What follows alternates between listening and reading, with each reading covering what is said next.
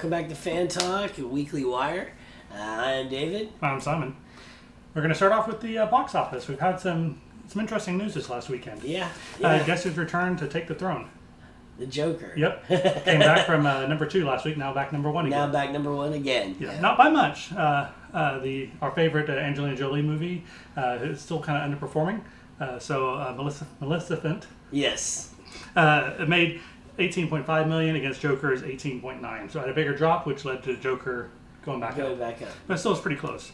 Worldwide totals for the Joker is $850 million. I even saw a news report that it's now as profitable as Infinity War. Yeah, as Endgame, right? Infinity War. Yeah, is it Infinity War? Okay. Yeah, which obviously Infinity War cost a lot more money to make than the Joker, and obviously. a lot more marketing and everything else. So the end, back in the black numbers are now about the same, which goes to show the power of having a responsible budget. Yeah. Which also the number 2 movie had a budget of $185 million for this sequel, which is on par with like the top comic book movies, and it just didn't make sense for what they're trying to do. Yeah. And so it's gonna have a hard time making its money back. Number 3, moving up a spot from last week, is Addams Family. Yep. So it's still performing nicely. It's made $84 million on a $40 million budget, and that's why we're seeing a sequel in a couple of years. Zombieland Double Tap came in at number 4. Yeah. Yeah, it's made $63 million on a $48 million budget. It's doing what they hoped it would do for a comedy / horror movie, and so they're pretty proud of that one. I'm going to go ahead and go number 5, Countdown. This is the horror movie about the killer app. The killer app. Yep. Yeah. It's made $10 million so far and $6.5 million budget. Respectable for that kind of movie. Yeah, and like I said, like these horror movies like this, I like to see anything original that's not a reboot coming out. It always kind of makes me smile.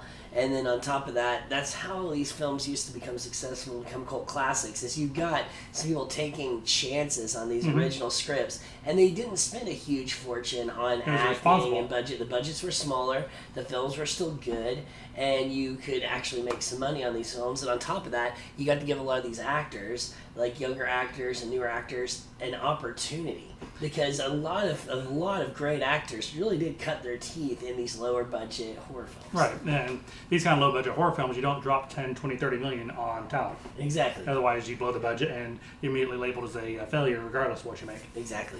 I went ahead and go to number 6, Black and Blue, the Tyrese Gibson movie. Yep. Opened at number 6. It has a $12 million budget, so again, responsible budget, made $8.3 million opening weekend. It will probably do okay, but it's just not making any waves. Yeah. That's it for last weekend. I mean, really a lot of the same ones, except for in the number 5 and 6 spot. We're going to see a lot of change up, I think, this coming weekend, though. Yes. Because we got 4 big movies coming out. Yeah. We have Arctic Dogs, with the voice talents of Jeremy Renner, Heidi Klum, James Franco, John Cleese, and others. And also, this is not from a major studio. This is a more independent movie. So I'm looking forward to seeing how this works. Yeah, we'll see. It's always nice to see, to see these smaller little films coming out. But get on to the next one that I'm waiting for here. Harriet?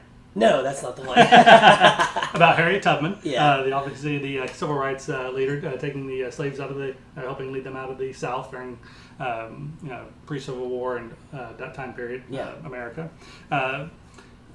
It's got some good reviews so far out of the It circuit. Actually has, and it looks like a really good movie. I'm actually looking forward to seeing that one. Yeah, I think that will be won't be an uplifting movie. They might tool it as uplifting at the end, but won't be an uplifting movie in the normal sense, but it will be, I think, educational, I hope, and kind of shed some light on that time period. And also, she's still planning on being on the $20 bill at some point, so that'll be kind of a good introduction to the country, I think. Rotten Tomatoes on that one is currently at 63%, which means, but we'll see. Next one is probably also not the movie that you're looking forward to.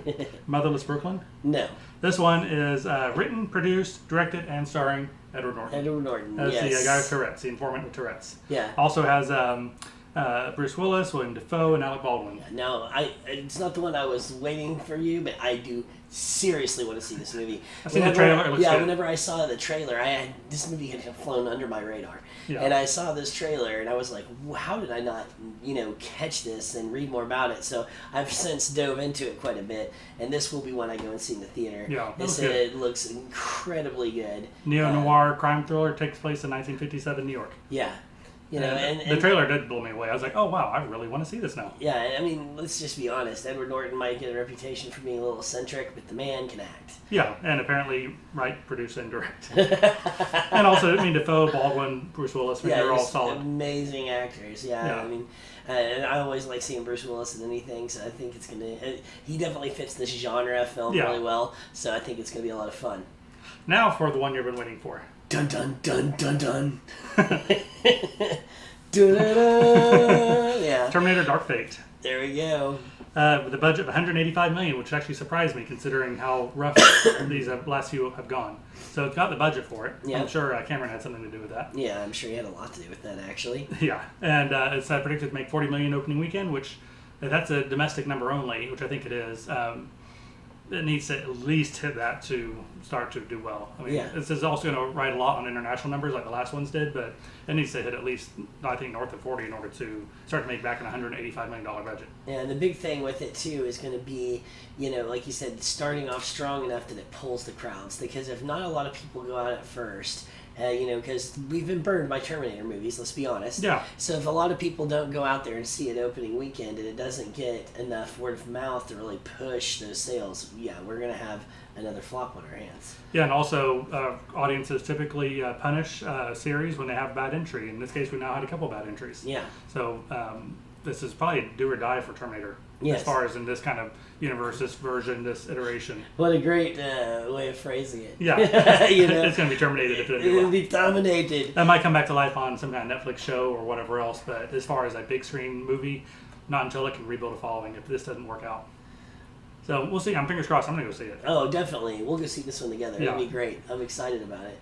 So, there's 2 coming out this weekend that I actually want to get to theater to see, so it's going to be a busy week for me. And check out later on this week, our Throwback Thursday. I might be covering a Terminator-themed movie. I wonder what one it might be. Genesis. No, not much of a throwback. Well, rolling into some news, a little bit of interesting news that actually has to do with this. I was reading a little bit about Terminator coming out, and it's kind of interesting. It's just funny. I feel like in this film, they talk about Linda Hamilton and some of the trouble she had on set. Mm-hmm. And you would think it might be from all these action scenes, because, listen, I'll be honest, Linda Hamilton's getting a little bit older, and that wasn't the problem at all. The problem was that they had given her the famous line of, "I'll be back." And she had to refilm it and reshoot and reshoot and reshoot because that scene was done where there was a whole lot of action going on. Right. And it's such an iconic She couldn't nail saying. it, just right? It wasn't that she couldn't nail it, she couldn't say it without sounding like Arnold. And if you think about it, how many times, folks, have you said, "I'll be back"? I have to watch myself. I mean, I have to really think about it. You always go, you go, I'll be back. You know, It's like you can't help but like impersonate the master. And it's because he said it in not just Terminator, but like virtually, you know, every 80s film that he was in. Oh, and every movie since, I mean. But I mean, even re-election, I think.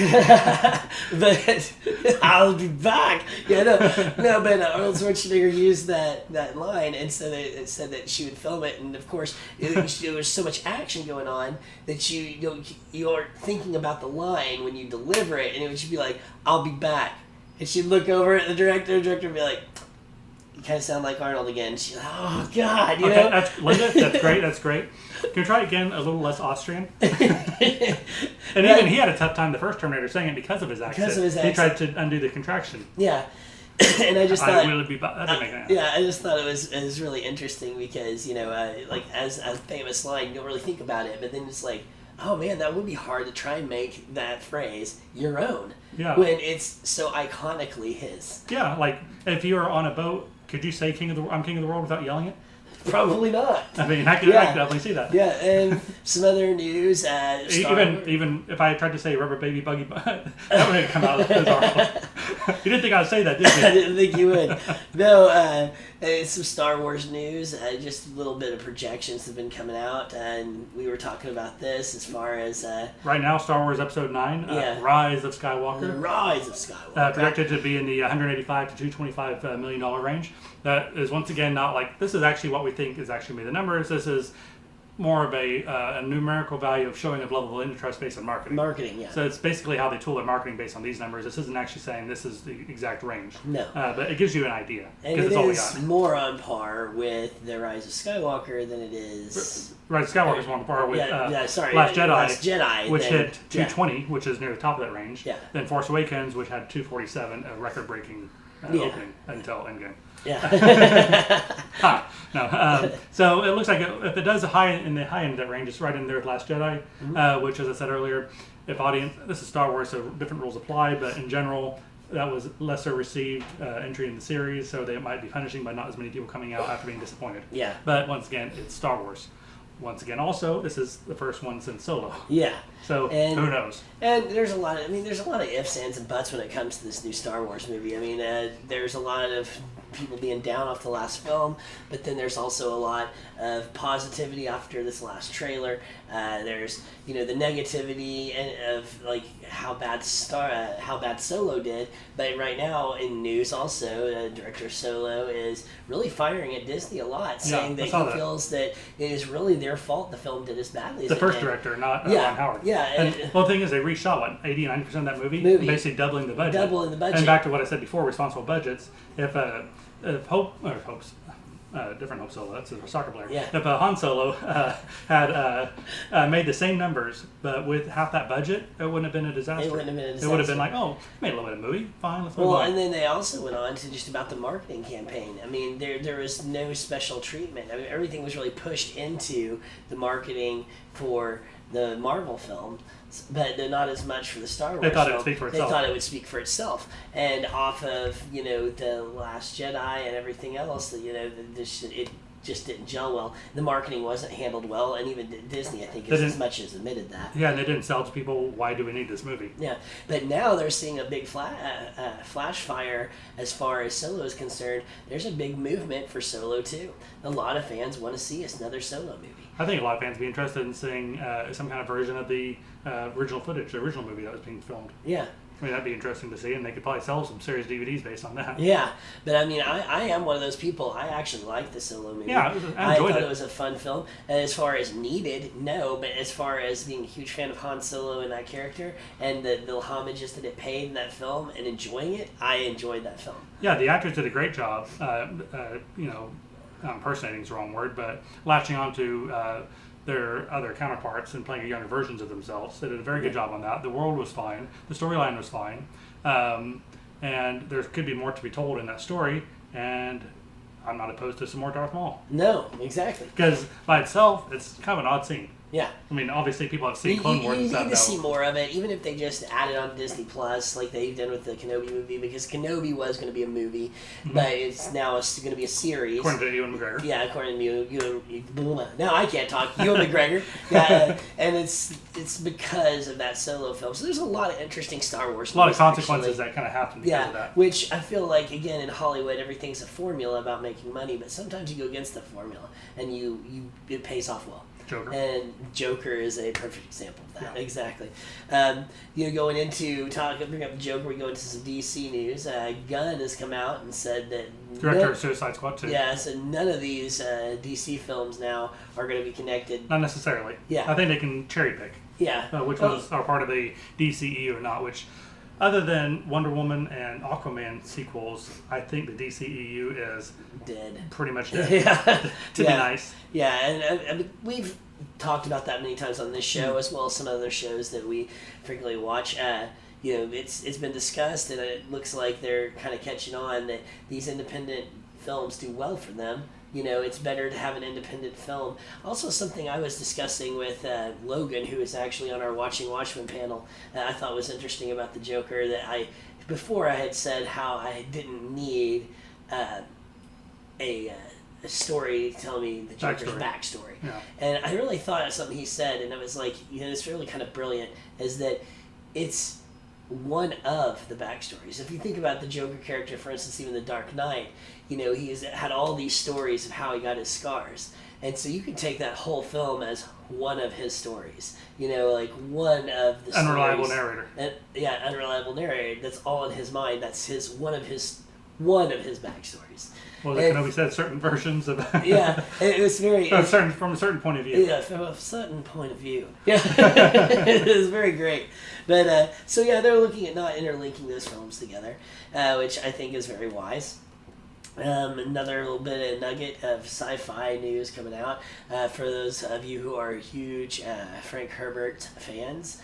Dune is obviously going to get a reboot. Right. And it's coming out in 2020. Patrick Stewart? No Patrick Stewart, but we actually do have a cast list that's been released. There's several big names in there. I actually wrote down a few, which is a lot of fun. It's actually going to be a pretty star-studded cast, it appears. Which, if you think about the original Dune, there's a lot of actors that, like, some millennials and stuff might be like, who the heck? That was somebody famous. Also, some people became famous after that, such as Patrick Stewart. Patrick Stewart.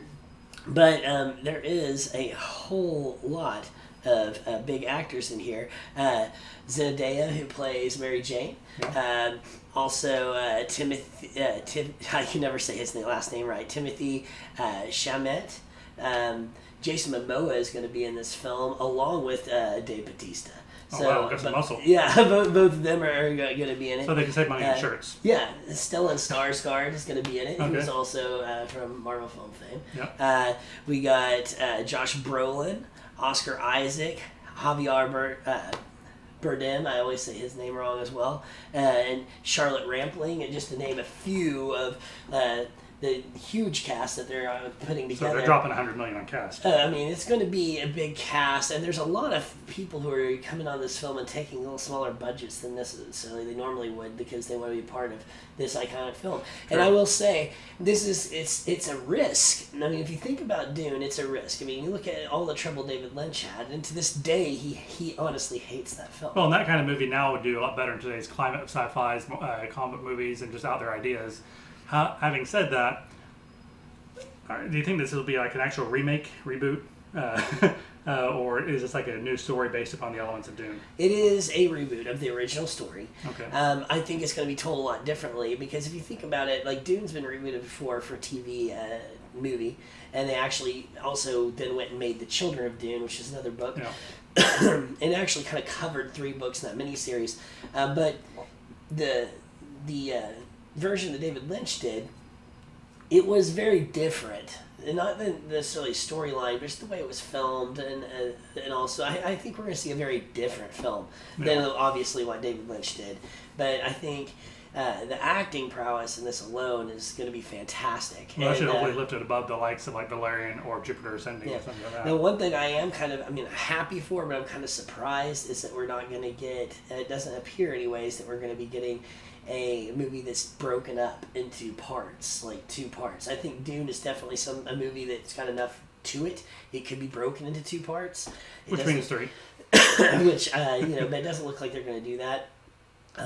Of course, if this movie does well, for the first time ever, we might actually see the actual series be filmed. Because originally there was thought and talk about doing a TV series which would span through all the books, but the only sequel to this movie that we've ever seen from the book standpoint was the Children of Dune TV movie, which was very good, but there is still a lot more story to Paul Atreides after that actually has never really been done cinematically. So you got a whole universe that's been built up by that as well. Yeah, so it is definitely world creating, and this is basically they're doing what they did in Star Trek and Star Wars. They're creating a whole world. Hopefully they don't focus on that to the detriment, and they keep to the story. Yeah, which is kind of what happened with David Lynch. I mean, he just killed himself working so hard on the outer lying aspects that they lost a little bit of the characters. Yeah, and we've seen that happen in many other series.